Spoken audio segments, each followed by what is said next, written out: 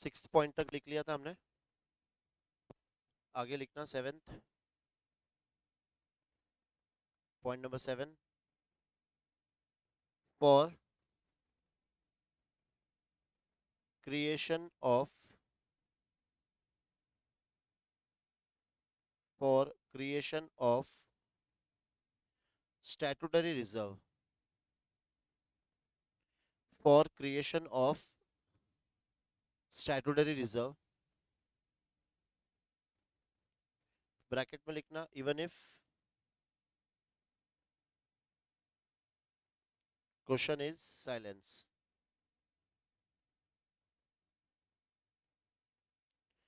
Even if question is silent. Entry लिखो amalgamation adjustment reserve account debit.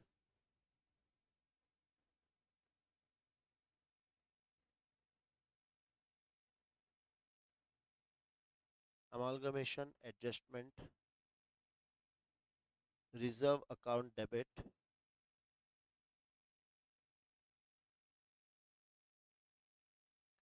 To statutory reserve account. Amalgamation adjustment reserve account debit to statutory reserve account.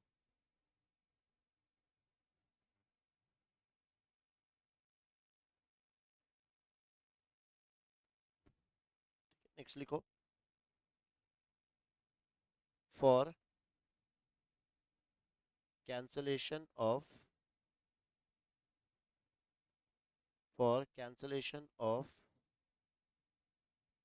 unrealized profit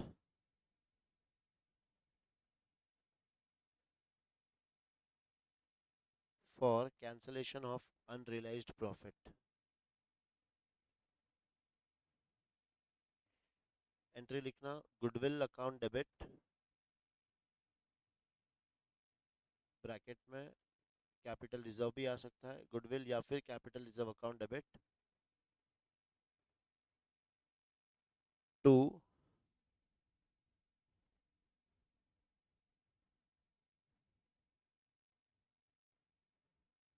stock account.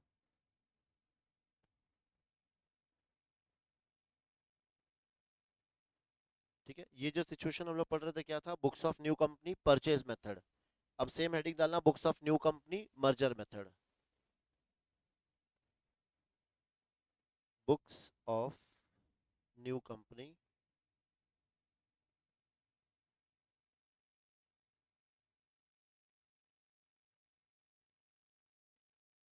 Merger method.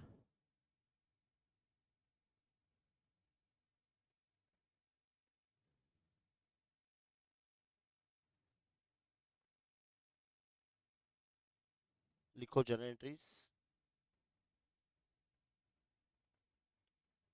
Journal entries first entry same for business purchase for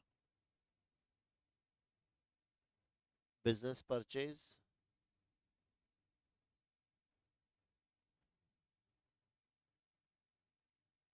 entry लिखो business purchase account debit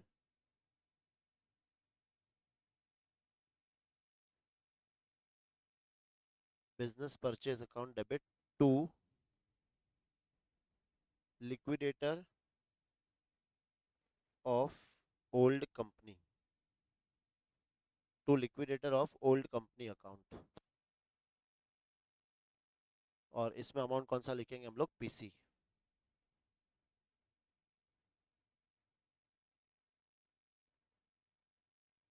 second लिखना for assets and liabilities taken over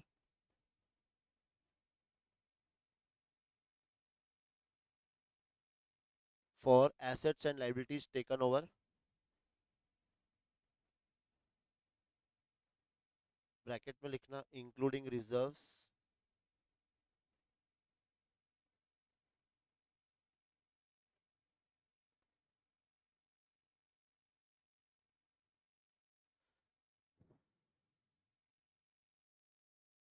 entry sundry assets account debit sundry assets account debit to sundry liabilities account,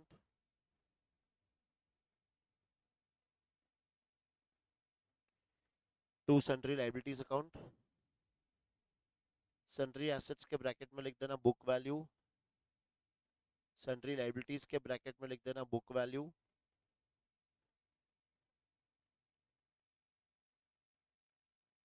to all reserves account,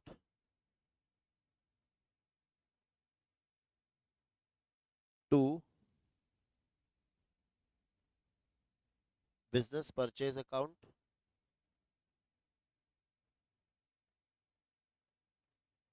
और to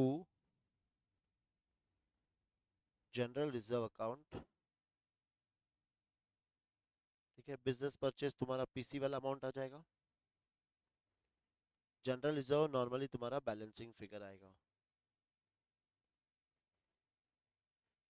general reserve balancing figure. Entry number 3 for discharge of PC,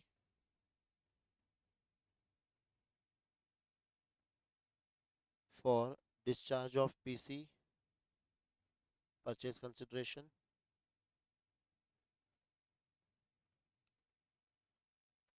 entry लिखो liquidator of old company account debit, liquidator of old company account debit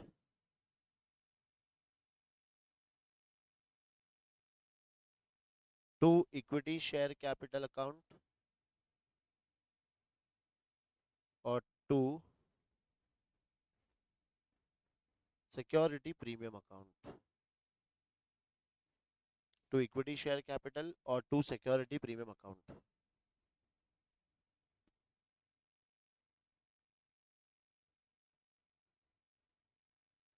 Entry number 4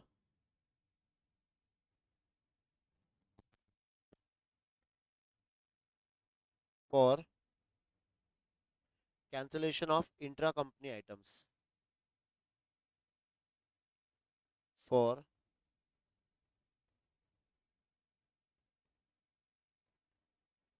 cancellation of intra-company items. Entry लिखो liabilities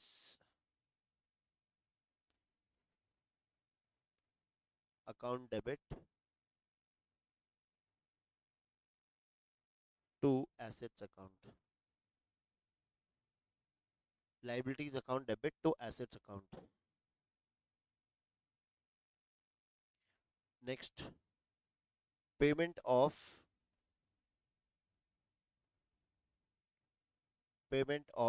realization expenses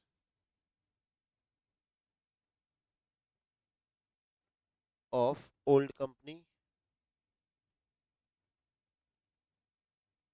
payment of realization expenses of old company, entry लिखो general reserve account debit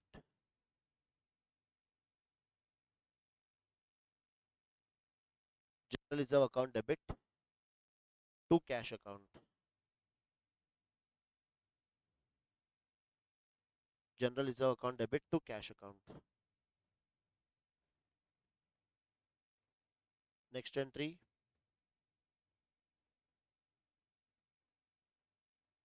cancellation of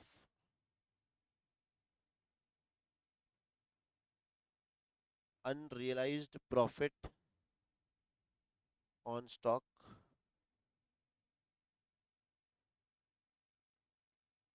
cancellation of unrealized profit on stock, entry लिखो general reserve account debit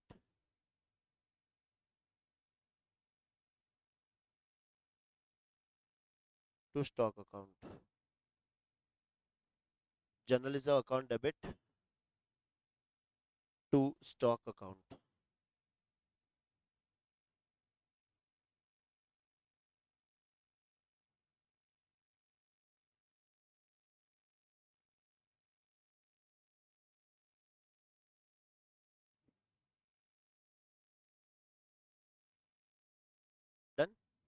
लिख ली सारी entries?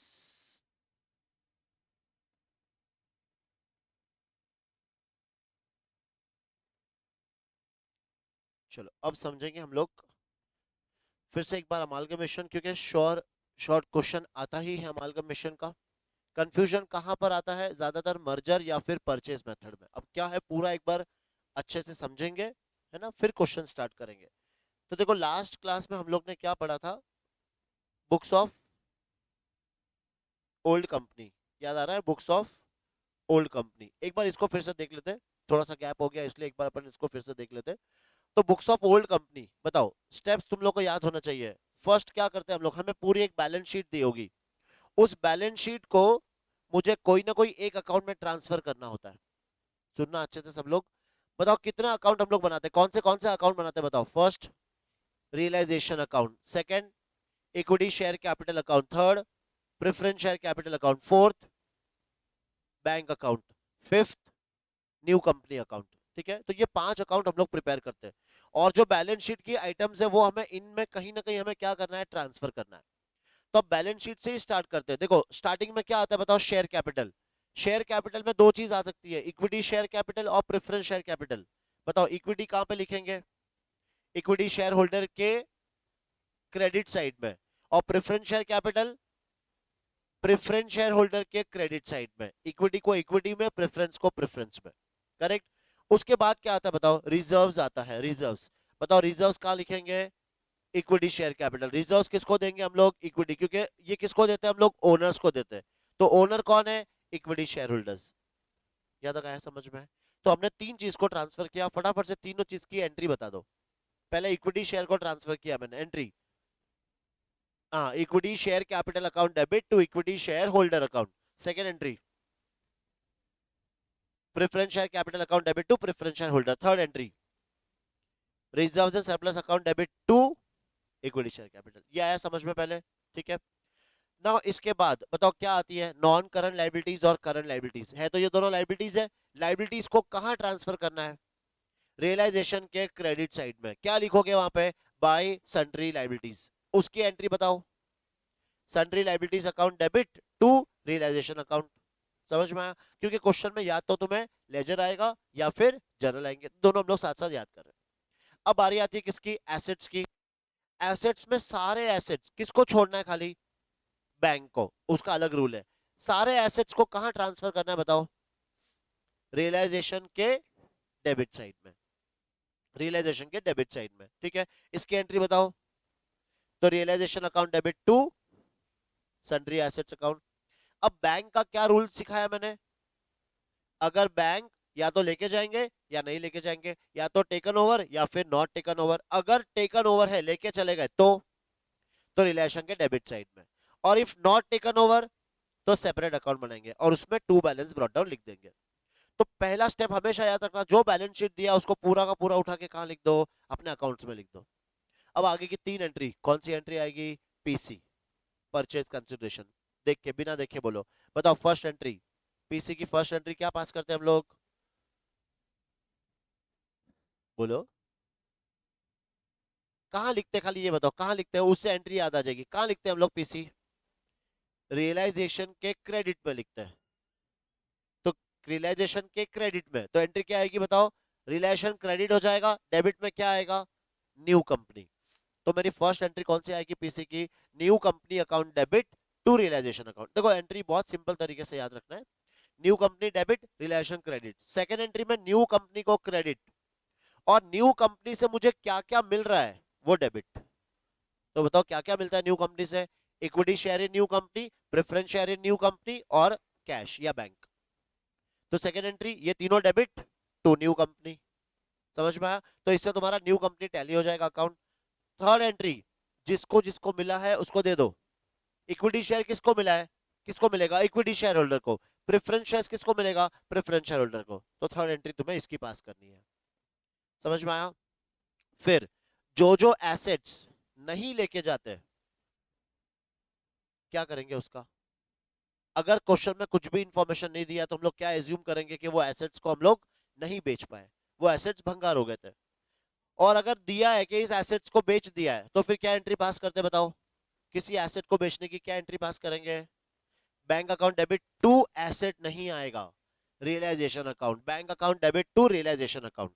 ठीक है। कोई liabilities अगर नहीं लेके जा रहे हैं तो उसको तो कंपलसरी पे करना पड़ेगा, उसकी क्या एंट्री आएगी? Realisation account debit to bank account. हर ये बस यही मिस्टेक मत करना तुम लोग, लाइबिलिटीज पे करे तो लाइबिलिटीज अकाउंट कभी भी डेबिट नहीं होगा। कौन सा अकाउंट डेबिट होगा? रियलाइजेशन अकाउंट डेबिट होगा। इसके बाद रियलाइजेशन एक्सपेंसेस, अगर ओल्ड फर्म पे कर रही है तो क्या एंट्री पास करेंगे? ओल्ड फर्म पे कर रही है, realization account debit to cash या फिर बैंक अकाउंट। ठीक है। और अगर ये चीज उसने रीइंबर्स कर दिया तो अपन कुछ एंट्री पास ही नहीं करेंगे, और अगर करना भी है मान लो तो इसी एंट्री को फिर से क्या कर देंगे? रिवर्स कर देंगे। पहले रिलेशन टू बैंक कर दिया हमने, खर्चा कर दिया और वापस से न्यू कंपनी से मिल गया, तो क्या एंट्री पास करनी है? Bank account debit to realization account. ठीक है। अब तुम्हारे सामने कितने अकाउंट है? 5 अकाउंट। न्यू कंपनी तो टैली हो गया, इसके बाद कौन सा अकाउंट क्लोज करोगे? Preference share holder. उसका बैलेंस कहां जाएगा? इक्विटी में नहीं, रियलाइजेशन में जाएगा। रियलाइजेशन का बैलेंस कहां जाएगा? इक्विटी में, और इक्विटी का बैलेंस बैंक में, और तुम्हारा बैंक क्या होना चाहिए? टैली। तो ये थी तुम्हारी ओल्ड बुक्स। इसमें प्रॉब्लम नहीं आती इतना, क्यों? क्योंकि हम लोग ने 12th में डिसोल्यूशन पढ़ा हुआ है, इसमें तकलीफ नहीं आती है। तकलीफ कहां पे आती है? न्यू बुक्स में। देखो पीसी का कैलकुलेशन भी समझ में आ जाएगा, 2-3 क्वेश्चन करेंगे तो मैं पीसी कैसे निकालना है वो भी आ जाएगा, लेकिन मेन तकलीफ कहां पे आती है? ये न्यू बुक्स में जो अभी तुमने लिखा, बुक्स ऑफ न्यू कंपनी, एक तो परचेज मेथड और एक मर्जर मेथड। करेक्ट। अब दोनों में से पहचानना कैसे, सबसे पहले हम लोग वो समझेंगे। ठीक है। तो उसके लिए हम लोग ने देखो कुछ एक पॉइंट्स लिखे थे। Amalgamation is of two type. देखो ये 5 कंडीशन सेटिस्फाई होनी चाहिए। अगर ये 5 कंडीशन सेटिस्फाई होती है तो वो कौन सा आ जाएगा? Amalgamation in the nature of merger. अब ये 5 कंडीशन क्या है देखो। पहला, the transferee company must take over all assets and all the liabilities of the transferor company. मतलब अब देखो ट्रांसफरी और ट्रांसफरर कंफ्यूज तो नहीं हो गए? ट्रांसफरर कंपनी मतलब कौन? ट्रांसफरर ओल्ड, और ट्रांसफरी कंपनी मतलब कौन? न्यू। तो क्या लिखा है फर्स्ट पॉइंट के? New company must take over all assets and all liabilities. वो सारे एसेट्स और सारी लाइबिलिटीज लेके जाएंगे। सेकंड, वो किस पे लेके जाएंगे? At book value. ये सेकंड कंडीशन है। पहला कंडीशन क्या है? कि सारे एसेट्स और सारी लाइबिलिटीज लेके जाएंगे इंक्लूडिंग रिजर्व्स। परचेज तो देखो हम लोग यहीं पे डिफरेंशिएट करते हैं। परचेज मेथड में कभी भी वो लोग रिजर्व्स नहीं लेके जाएंगे, लेकिन मर्जर मेथड में रिजर्व्स भी लेके जाएंगे। ये पहला डिफरेंस समझ में आया। सेकंड क्या है देखो, एसेट्स और लाइबिलिटीज किस पे लेके जाएंगे? बुक वैल्यू पे। लेकिन परचेज मेथड पे एग्रीड वैल्यू है। तो what is difference between book value and agreed value? बताओ। बुक वैल्यू मतलब जो बैलेंस शीट में लिखी है, एग्रीड वैल्यू मतलब उसकी नई value. For example building balance sheet में दी है 20 लाख, नया कंपनी इसको 20 लाख में लेके जा रहे हैं तो बुक वैल्यू पे लेके जा रहे हैं, और नया कंपनी इसको 30 लाख में लेके जा रहे हैं तो एग्रीड वैल्यू पे लेके जा रहे हैं। बताओ मर्जर में कौन सी वैल्यू आएगी और परचेज मेथड में कौन सी वैल्यू आएगी? मर्जर में कौन सी वैल्यू आएगी? Book value. और परचेज में एग्रीड वैल्यू। तो पहला कंडीशन क्या है इसका? कि new company should take over all assets and all liabilities including reserves, and second over at the book value. Third point, the transferee company must carry on the same nature of the business as that of the transferor company। मतलब जो new company है वो same business करेगी जो old company का था। तो ये तुम्हारा तीसरा, ये क्वेश्चन में कहीं काम नहीं आएगा, लेकिन मान लो कभी तुम्हें इसी की थियरी का क्वेश्चन आ गया, तुम्हें लिखना पड़ेगा। क्वेश्चन सॉल्विंग में इसका कोई इंपॉर्टेंट नहीं है। फोर्थ पॉइंट क्या है बताओ? At least 90% of the equity shareholder of the transferor company must agree to become the shareholder of the transferee company। मतलब जो ओल्ड कंपनी है उसके 90% शेयर होल्डर्स किस में कन्वर्ट हो रहे हैं? न्यू कंपनी में। अगेन ये पॉइंट तुम्हें थियरी के हिसाब से याद करना है, क्वेश्चन में इसका कोई रोल नहीं है। ठीक है। और last, the transferee company must discharge the PC, the amount of PC by issuing equity shares, and if is there any fraction it would be paid in cash. ये इंपॉर्टेंट है। जो न्यू कंपनी है वो PC का amount कैसे पे करेगा? Only equity share से। कौन से मेथड में? मर्जर में। लेकिन परचेज मेथड में वो इक्विटी शेयर्स भी दे सकता है, प्रेफरेंस शेयर्स भी दे सकता है, कैश भी दे सकता है। लेकिन मर्जर मेथड में सिर्फ वो क्या देगा? ओनली इक्विटी शेयर्स देगा। और क्या लिखा है? कैश कब देगा? जब फ्रैक्शन पार्ट आ रहा है। देखो फ्रैक्शन पार्ट कैसे समझो, हम लोग ने कैलकुलेशन करने के बाद शेयर्स आया 29,995.96, 29,995.96। अब बताओ 0.96 का कोई शेयर होता है क्या? नहीं। तो 0.96 को हटा देंगे, ये फिगर क्या बचा? 29,995 जो भी था उतने तुम्हें शेयर्स मिलेंगे, और जो छोटा सा फ्रैक्शन पार्ट था वो तुम्हें कैश मिलेगा। अदरवाइज कैश नहीं आएगा। कौन से मेथड में कैश नहीं आएगा? मर्जर मेथड में। पहले डिफरेंशिएट करना समझ गए? वापस 5 पॉइंट फटाफट बताओ। पहला point, all assets and all liabilities are taken over including reserves. Second, all assets and liabilities are taken over at book value. Third, the new company must carry on the same business. Fourth point, 90% of the shareholders of the old company must become the shareholder of the new company. और fifth point,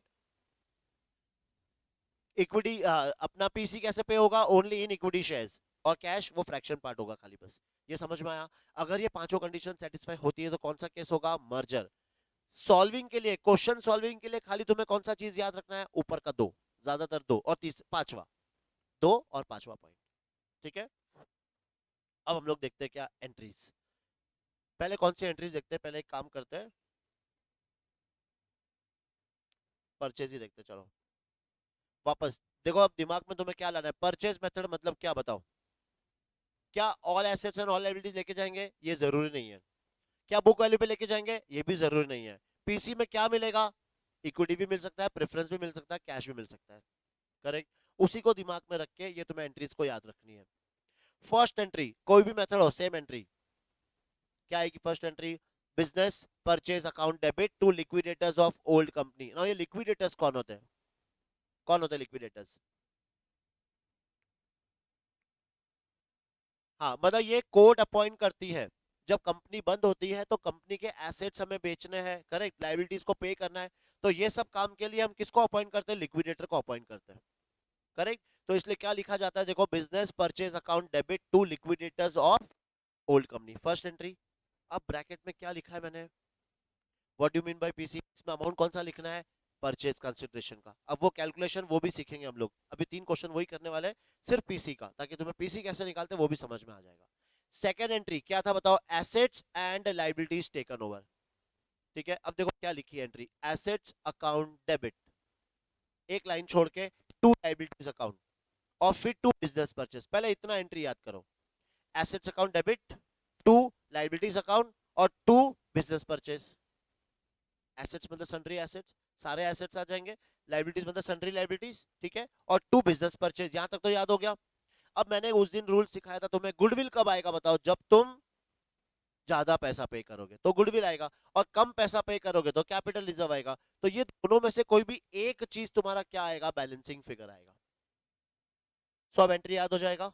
अब मान लो goodwill balancing figure आ रहा, तो क्या entry pass करोगे? Sundry assets account debit, goodwill account debit, to sundry liabilities और टू बिजनेस परचेज। समझ में आया? अब ये जो अमाउंट तुम लिखोगे सन्ड्री एसेट्स और सन्ड्री लाइबिलिटीज का, कौन सा वैल्यू लिखोगे? एग्रीड वैल्यू, बिकॉज तुम लोग कौन सा मेथड पढ़ रहे हो? परचेज मेथड पढ़ रहे हो। ठीक है, जहां पर भी डाउट नहीं समझ में आ रहा है पूछ लेना। Third entry, for discharge of PC. देखो ये 3 एंट्री का सीक्वेंस, ये हर क्वेश्चन करोगे उसमें तीनों एंट्री तो लिखना ही लिखना है। आगे का एंट्री आएगा नहीं आएगा वो डिपेंड्स, क्वेश्चन पे डिपेंड करता है, लेकिन ये 3 एंट्री तुम्हें पास करना ही करना है। तो याद रख लो, पहला कौन सा आता है? For business purchase, second for assets and liabilities taken over, third for discharge of PC. अब बताओ, परचेज मेथड में हम लोग क्या क्या पे करते हैं? हम लोग इक्विटी शेयर्स देते हैं, हम लोग प्रेफरेंस शेयर्स देते हैं, और हम लोग बैंक, और क्या आ जाएगा? Security premium. तो ये एंट्री याद हो जाएगी। तो एंट्री क्या आएगी बताओ? वो जो फर्स्ट एंट्री में हमने लिक्विडेटर्स को जो क्रेडिट किया था, अब उसको वापस से क्या करेंगे? डेबिट। तो entry, liquidators of old company account debit to equity share capital, to preference share capital, to security premium, to bank account. तो पहली 3 एंट्री याद हो गई अच्छे से। बताओ वापस से, फर्स्ट एंट्री पहला कौन सा था? फॉर बिजनेस परचेज या for purchase of business. Entry बताओ, business purchase account debit to liquidators of old company. Amount कौन सा लिखना है? पीसी का। Second entry, for assets and liabilities taken over. Entry, sundry assets account debit, goodwill भी लिख लेते हैं, goodwill account debit to sundry liabilities, to business purchase, और to capital reserve. Third entry, heading for discharge of PC. Entry, liquidity of old company account debit to equity share capital, to preference share capital, to cash bank और to security premium. ठीक है, ये हो गई तुम्हारी 3 entry. फिर for cancellation of intra company items, अब ये क्या होता है इंट्रा कंपनी आइटम्स? देखो समझो पहले दो कंपनी है ए और बी,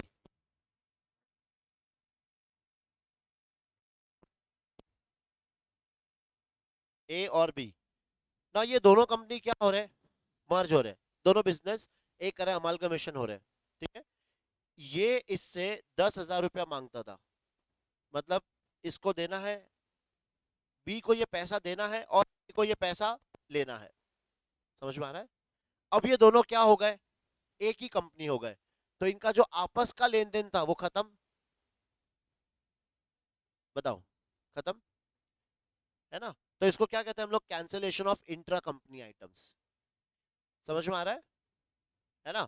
तो अब ये एंट्री कैसे पास, याद कैसे रखना है हमेशा, जब भी याद कोई भी होता है, देखो लाइबिलिटीज को हमें डेबिट करना है और एसेट्स को हमें क्रेडिट करना है। अब ये कौन से केस में पॉसिबल है?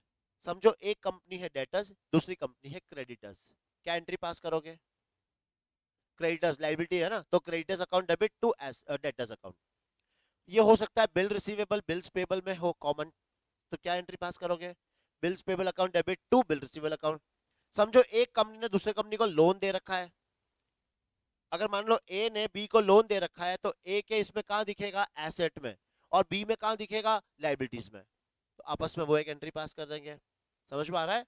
तो एंट्री क्या याद रखनी है, liabilities account debit to asset account. Next, अब देखो ये वाली चीज क्या थी, for payment of expenses of old company, old company के खर्चे हम पे कर रहे हैं, कौन, न्यू कंपनी। तो ये एंट्री याद कैसे रखनी, देखो हमारा पैसा जाएगा, पैसा जाएगा तो क्या लिखेंगे, टू कैश बैंक। डेबिट में क्या याद रखना है, वो तुम्हारा डिपेंड करता है कि यहाँ पे तुम्हारा बैलेंसिंग फिगर क्या आया। अगर गुडविल आया तो एंट्री क्या आएगी, goodwill account debit to bank. अगर कैपिटल रिजर्व आया तो capital reserve account debit to bank. क्यों? बिकॉज एक ही बैलेंस शीट में या तो गुडविल रह सकता है या कैपिटल रिजर्व रह सकता है, दोनों भी कभी भी एक बैलेंस शीट में नहीं आ सकते। समझ में आया? नेक्स्ट, हाँ, for discharge of liabilities taken over from the old company, देखो न्यू कंपनी, समझो ओल्ड कंपनी के कुछ क्रेडिटर्स थे, उन्होंने बोला कि इन क्रेडिटर्स को मैं शेयर्स दे दूंगा अपने, करेक्ट? तो पहले क्या होगा, पहले हम उसके क्रेडिटर्स लेके जाएंगे और फिर उसको पेमेंट करेंगे। तो पहले जब मैं लेके गया तो वो इसमें आ जाएगी एंट्री, सेकंड वाले में आ जाएगा, तो मेरे पास उसके क्रेडिटर्स आ गए। अब मैं उन क्रेडिटर्स को क्या दे रहा हूँ, शेयर्स दे रहा हूँ। थोड़ा सोच के बताओ क्या एंट्री आएगी, मैं क्रेडिटर्स को अपने शेयर्स दे रहा हूँ, creditors account debit to equity share capital. या उन क्रेडिटर्स को मैं कैश दूंगा तो creditors account debit to cash account. आ रहा है समझ में? समझो उस कंपनी के डिबेंचर्स थे, मैं पहले वो डिबेंचर्स लेके गया और फिर उनको मैंने अपने नए डिबेंचर्स दे दिए। अब बताओ, जो ओल्ड डिबेंचर उनको डेबिट और टू न्यू डिबेंचर उनको क्रेडिट, या फिर मैंने उनको कैश दे दिया तो old debenture account debit to cash account. आया समझ में? क्लियर? ठीक है। फिर next, for creation of statutory reserve, ये इंपॉर्टेंट है। नाउ सबसे पहले मीनिंग मुझे बताओ, स्टैट्यूटरी रिजर्व्स होते क्या है? किसी में तो पढ़ा था तुम्हें, पढ़ा था तुमने किसी में तो, बताओ स्टैट्यूटरी रिजर्व्स होते क्या है? हिंट, ये रिजर्व्स कंपलसरी होते हैं जो हमें मेंटेन करके रखने होते हैं। फॉर एग्जांपल जैसे जनरल रिजर्व, ये तो क्या हम लोग जनरल पर्पस के लिए यूज कर सकते हैं, है ना? प्रीमियम राइट ऑफ करना है, बोनस देना है, इसके लिए हम लोग जनरल रिजर्व यूज कर सकते हैं। लेकिन कुछ कुछ पर्टिकुलर रिजर्व्स ऐसे होते हैं जो हमें मेंटेन करने रखने होते हैं एज पर गवर्नमेंट ऑर्डर, कि ये तुम्हें रिजर्व तो रखना ही रखना है, करेक्ट? अब बताओ मुझे, ये जो परचेज मेथड है, क्या इसमें ये लोग रिजर्व भी लेके जाते हैं क्या? इस एंट्री में चेक करो, क्या ये लोग रिजर्व लेके जा रहे हैं क्या? परचेज मेथड में रिजर्व्स लेके जाते हैं क्या? किस में लेके जाते हैं? मर्जर में। लेकिन परचेज मेथड में कभी भी रिजर्व्स नहीं लेके जाते, ठीक है? अब समझना, देखो दो कंपनी है ए और बी, ए और बी, ए कंपनी के पास कुछ स्टैट्यूटरी रिजर्व्स थे, ठीक है? ये कंपनी को कौन लेके जा रहा है? बी। तो अब ए का बिजनेस तो बंद हो जाएगा, लेकिन भाई इनको ये रिजर्व्स तो मेंटेन करके रखने पड़ेंगे, क्योंकि गवर्नमेंट ने बोला ये रिजर्व तुम्हें मेंटेन करना है। तो अब ये रिजर्व भी कौन लेके जाएगा? बी लेके जाएगा। समझ में आ रहा है? अदरवाइज अगर मान लो इस कंपनी के दूसरे रिजर्व होते हैं, general reserve, profit and loss, तो ये रिजर्व हम किसको दे देते? इक्विटी शेयर होल्डर्स को, तुम लोग बांट लो आपस में। लेकिन क्या ये रिजर्व हम लोग बांट सकते हैं? नहीं बांट सकते। तो इन रिजर्व्स का क्या करना है? ये रिजर्व कौन लेके जाएगा? अब बी लेके जाएगा। करेक्ट। तो अब रिजर्व लेके जा रहे हैं तो रिजर्व तो क्रेडिट हो जाएगा। अब सामने डेबिट किसको करेंगे? तो उसके लिए हमें एक अलग से अकाउंट ओपन करना है जिसका नाम क्या है? Amalgamation adjustment reserve account. तो ये एंट्री सिर्फ और सिर्फ किस में आएगा? इन द नेचर ऑफ परचेज। क्योंकि मर्जर में तो वो रिजर्व लेके ही जाएंगे, तो अलग से ये एंट्री पास करने की जरूरत भी नहीं है। ये एंट्री सिर्फ किस में पास करनी है? Only in the case of purchase. Entry याद रहेगी। क्रेडिट किसको करेंगे? स्टैट्यूटरी रिजर्व्स को। और डेबिट किसको करना है? Amalgamation adjustment reserve. एक स्पेशल अकाउंट ओपन करेंगे हम लोग सिर्फ और सिर्फ इसके लिए। फिर है for cancellation of unrealized profit. आगे अगर लाइन है तो लिख दो on stock. For cancellation of unrealized profit on stock. Recording चल रहा है, ये क्यों बंद हुआ?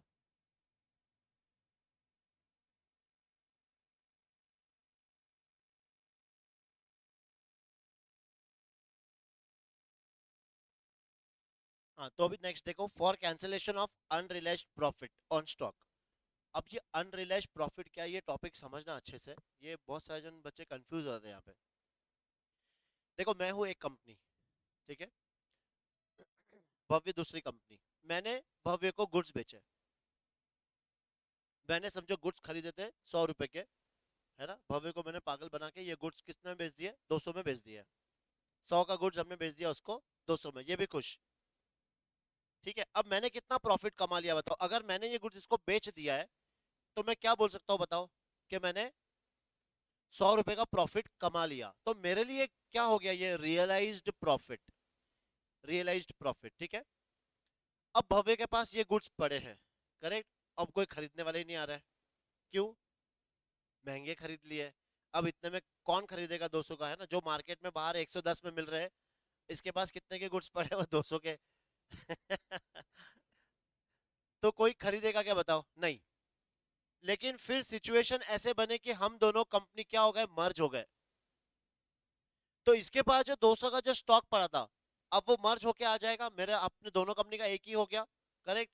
अब उस 200 के अंदर जब हमारा सीए बैठेगा तो वो क्या बोलेगा? सर ये 200 के अंदर तो आपका 100 रुपए का प्रॉफिट भी है, और अब ये दोनों कंपनी एक हो गई है, तो 100 रुपए के प्रॉफिट को क्या करना पड़ेगा सर? हटाना पड़ेगा अपने को अपने बिजनेस से।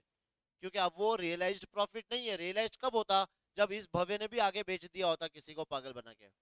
लेकिन ये बेच पाया क्या? नहीं। अगर इसने बेच दिए होते मान लो, तो बताओ वो स्टॉक इसके पास होता? नहीं होता। तो मैं कह सकता हूँ मेरा भी रियलाइज्ड, उसका भी रियलाइज्ड होता। लेकिन अब वो स्टॉक का प्रॉफिट रियलाइज्ड हुआ क्या? नहीं। करेक्ट, समझ में आया ये? तो अब क्या बोलेगा अपना सीए कि सर ये प्रॉफिट को हटाओ पहले। तो इसको हम लोग क्या कहते हैं? For cancellation of unrealized profit on stock. Entry कैसे याद रखनी है? जो ऊपर बैलेंसिंग फिगर आया था उसको करना है डेबिट, और टू स्टॉक। समझ में आया? तो ये सारी एंट्रीज किसकी थी बताओ? परचेज। क्या स्पेशल चीजें ध्यान में रखनी है परचेज का क्वेश्चन करते समय? क्या स्पेशल चीजें ध्यान में रखनी है बताओ जब हम लोग amalgamation in the nature of purchase करेंगे? तो ऑल एसेट्स नहीं लेके जाएंगे, जरूरी नहीं है all assets all liabilities. Book value पे नहीं लेके जाएंगे, कौन सी वैल्यू पे लेके जाएंगे? एग्रीड वैल्यू पे। तीसरा, रिजर्व्स नहीं लेके जाएंगे। चौथा, पीसी पे तीनों चीजें आएगी, इक्विटी आएगी, प्रेफरेंस आएगी, और कैश भी आएगा। और पांचवा, हाँ, स्टैट्यूटरी रिजर्व्स की अलग एंट्री हमें पास करनी है। समझ में आया? चलो अब देखते हैं in the method of merger. Merger में क्या होता है देखो। फर्स्ट एंट्री सेम, क्या एंट्री आएगी? Business purchase account debit to liquidator of old company. Now second entry compare करो पहले तुम लोग, उसमें क्या याद किया था तुमने? बताओ उधर एंट्री क्या थी? Sundry assets account debit, goodwill account debit, to sundry liabilities to business purchase to capital reserve, वहां पर किस में, परचेज मेथड में, या एंट्री देखो, sundry liability, sundry assets account debit to sundry liabilities, नया चीज क्या आया, टू ऑल रिजर्व्स, ये सारे रिजर्व्स लेके जाएंगे टू बिजनेस परचेज, और यहां पे बैलेंसिंग फिगर क्या आएगा, जनरल रिजर्व। ये क्रेडिट में भी आ सकता है, डेबिट में भी आ सकता है, समझ में आया, कौन से भी साइड में आ सकता है, जनरल रिजर्व डेबिट में भी आ सकता है, क्रेडिट में भी आ सकता है, ठीक है। नाउ अब बताओ ऑल रिजर्व्स, अब यहां पे क्या चीज याद रखने की, ये जो एसेट्स और लाइबिलिटीज हम लेके गए, ये बुक वैल्यू पे लेके गए, तो सेकेंड एंट्री समझ में आई। एक बार एंट्री याद करेंगे, बताओ क्या आएगी entry, sundry assets account debit to sundry liabilities to all reserves to business purchase, और balancing figure general reserve. Third entry, बताओ एंट्री क्या आएगी, लिक्विडेट, हाँ डिस्चार्ज ऑफ पीसी, एंट्री क्या आएगी, liquidators of old company account debit to equity share capital और to security premium. Difference समझ में आ रहा है, वहां क्या लिखा था, इक्विटी शेयर कैपिटल लिखा था, प्रेफरेंस शेयर कैपिटल लिखा था, बैंक लिखा था, सिक्योरिटी प्रीमियम, यहां पे सिर्फ और सिर्फ क्या आएगा, इक्विटी शेयर कैपिटल और सिक्योरिटी प्रीमियम, क्योंकि हम लोग प्रीमियम पे इशू करेंगे। फिर यहां पे वो एंट्री पास करनी क्या, वो वाली अमालगमेशन एडजस्टमेंट वाली, नहीं, क्योंकि वो ऑलरेडी उसमें रिजर्व्स में आ गया। फिर fourth entry for cancellation of intra company items, बताओ इंट्रा कंपनी आइटम्स क्या होता है, एक दूसरे से जो लेना देना था वो हमें क्या करना है, अब कैंसिल करना है, तो एंट्री किसको डेबिट करना है, हमेशा लाइबिलिटीज को, तो liabilities account debit to assets account, ठीक है। नेक्स्ट है पेमेंट ऑफ रियलाइजेशन एक्सपेंसेस, बताओ उसके खर्चे हम पे कर रहे हैं, तो ये एंट्री हमेशा याद रखना कि ऊपर जो बैलेंसिंग फिगर है, ऊपर बैलेंसिंग फिगर क्या है इसमें, जनरल रिजर्व, तो एंट्री क्या आएगी, general reserve account debit to bank account, ठीक है। और फिर वही कैंसिलेशन ऑफ अनरियलाइज्ड प्रॉफिट, तो अगेन सेम ऊपर जो बैलेंसिंग फिगर है उसको डेबिट टू स्टॉक अकाउंट। यहां तक आया समझ में, ठीक है। अब हम लोग क्या सीखेंगे, PC, how to calculate PC, वो इंपॉर्टेंट है ना। देखो एक एक स्टेप वाइज, मेन तुम लोग ने पढ़ लिया, अगर ये एंट्रीज तुम लोग ने अच्छे से याद कर लिया तो मतलब समझ लो 40 to 50% तुमने क्वेश्चन को समझ लिया अच्छे से, ठीक है। अब वो खाली वर्डिंग्स, उसमें वर्डिंग्स ही टफ आती है, और पीसी को कैसे निकालना है वो इंपॉर्टेंट है। तो हम लोग क्वेश्चंस करेंगे किसके, परचेज कंसिडरेशन के, ठीक है। फर्स्ट इलस्ट्रेशन देखो, S limited is absorbed by P limited, ये लाइन पढ़ के बताओ न्यू कंपनी कौन सी है, ओल्ड कंपनी कौन सी है, S limited is absorbed by P limited, S है न्यू कंपनी और पी है ओल्ड कंपनी, करेक्ट। फिर S limited gives the following information on the date of absorption, गलत लिखा है सही लिखा है बताना जरा, हाँ फिर गलत है ना, सही क्या होगा, एस कौन सी है, ओल्ड, और ये कौन सी है, पी न्यू। अब पढ़ो आगे, क्या दिया है एस लिमिटेड के बारे में इंफॉर्मेशन, सन्ड्री एसेट्स 13 लाख के सन्ड्री एसेट्स है इसके, share capital 2007% preference shares, 2 lakh के प्रेफरेंस शेयर्स है, 5 लाख के इक्विटी शेयर्स है, रिजर्व्स पड़े हैं 3 लाख के, डिबेंचर 2 लाख के, और 1 लाख का trade payables. Additional information, P limited has agreed to issue 9% preference shares of 100 each in the ratio of 3 shares of P Limited for 4 shares in S Limited। बताओ, देखो इनके कितने प्रेफरेंस शेयर्स थे बताओ, 7% प्रेफरेंस शेयर्स, 7% प्रेफरेंस शेयर्स के सामने ये क्या दे रहे हैं, 9% प्रेफरेंस शेयर्स, लेकिन एक रेशो दिया है, करेक्ट। उस रेशो को हम लोग क्या बोलते हैं, स्वैप रेशो। स्वैप का मतलब समझ रहे हो, बताओ स्वैप का मतलब समझ रहे हो, समझो तुम्हारे पास 2 एंड्रॉइड फोन है, ठीक है, तुम शॉपकीपर के पास गए, बोले कि सर ये एंड्रॉइड फोन तुम रखो और मुझे क्या दे दो, एप्पल, तो क्या स्वैप रेशो क्या आया बताओ, 2 एंड्रॉइड फोन के सामने तुम्हें क्या मिला, एक एप्पल का आईफोन मिला, समझ में आ रहा है, इसको क्या कहते हैं, स्वैप रेशो। तो यहां पे स्वैप रेशो क्या है पहले ये मुझे बताओ, बताओ in the ratio of 3 shares of P for 4 shares of S, मतलब 4 शेयर्स के सामने तुम्हें कितने शेयर्स मिलेंगे, 3 शेयर्स मिलेंगे, मतलब 4 प्रेफरेंस शेयर्स के सामने तुम्हें 3 प्रेफरेंस शेयर्स न्यू कंपनी के मिलेंगे, करेक्ट है ये। अब तुम्हारे पास कितने प्रेफरेंस शेयर्स है देखो, 2000, तो क्या करते हैं हम लोग, याद आ रहा है क्रॉस मल्टीप्लाई वाला फंडा, हाँ, तो ये कैसे आएगा बताओ, 2000 इंटू 3/4 इंटू रेट। कुछ दिया है क्या रेट? देखो इसमें 100 रुपए दे रखा है ना, तो इसको 100 से मल्टीप्लाई कर देंगे। करो, ये कितना आ रहा है? 1.5 लाख। तो 2 लाख के सामने यहाँ पे क्या मिल रहा है अपने को? 1.5 लाख के प्रेफरेंस शेयर्स मिल रहे हैं। तो इससे कम में क्यों एग्री होंगे वो लोग? परसेंटेज बढ़ रहा है, डिविडेंड का परसेंटेज बढ़ा दिया इन्होंने। समझ में आया ना? तो ये रेशियो समझ में आया, और कैसे कैलकुलेट किया वो समझ में आया। इसको क्या कहते हैं हम लोग? 3/4 को स्वैप रेशियो। ठीक है, next. To issue to the debenture holder of S limited 8% mortgage debenture at 96 in lieu of 6% debenture in S Limited, which are to be redeemed at a premium of 20%. किसके बदले क्या दे रहे हैं? Debentures के बदले हम क्या दे रहे हैं? डिबेंचर्स दे रहे हैं। करेक्ट। तो सिंपल पहला मेरा क्वेश्चन, ये पीसी के कैलकुलेशन आएगा या नहीं आएगा? नहीं आएगा। याद रखना, पीसी के कैलकुलेशन में क्या आता है बताओ? सिर्फ ओनर को जो हम लोग देते हैं वही आता है। तो ओनर कौन है? इक्विटी भी है और प्रेफरेंस भी है। तो इक्विटी को इक्विटी देंगे, प्रेफरेंस को प्रेफरेंस देंगे, वही आएगा। डिबेंचर को डिबेंचर देंगे, वो अपने पीसी के कैलकुलेशन में नहीं आएगा। तो इसमें दिमाग लगाने नहीं। तीसरा बताओ, टू पे 20 पर शेयर इन कैश। इसका मतलब हम 20 रुपया क्या दे रहे? कैश दे रहे। 20 पर शेयर इन कैश, तो इनके पास कितने प्रेफरेंस इक्विटी शेयर है? 5,000। तो 5,000 इंटू 20 कितना आएगा? 1 लाख।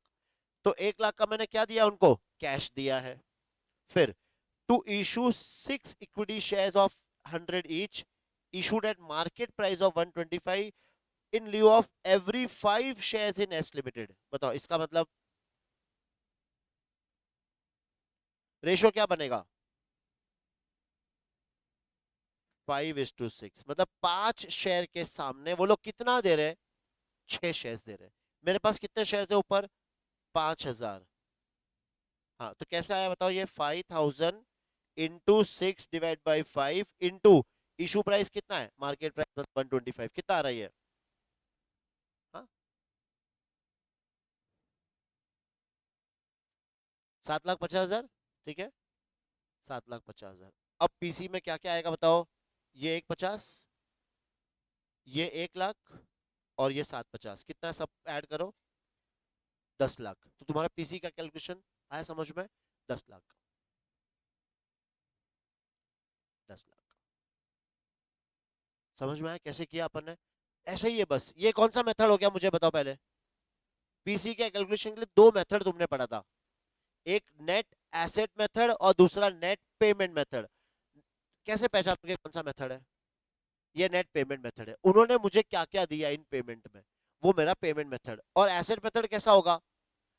जिसमें एसेट्स और लाइबिलिटीज के बारे में इंफॉर्मेशन दिया होगा, वो नेट एसेट मेथड। बताओ ये समझ में आया तुम्हें अच्छे से? ठीक है, कैलकुलेशन भी समझ में आ गया, कैसे स्वैप रेशो कैसे देखना है और कैसे फाइंड करना है। क्लियर? ठीक है, चलो क्वेश्चन कल करेंगे। ठीक है।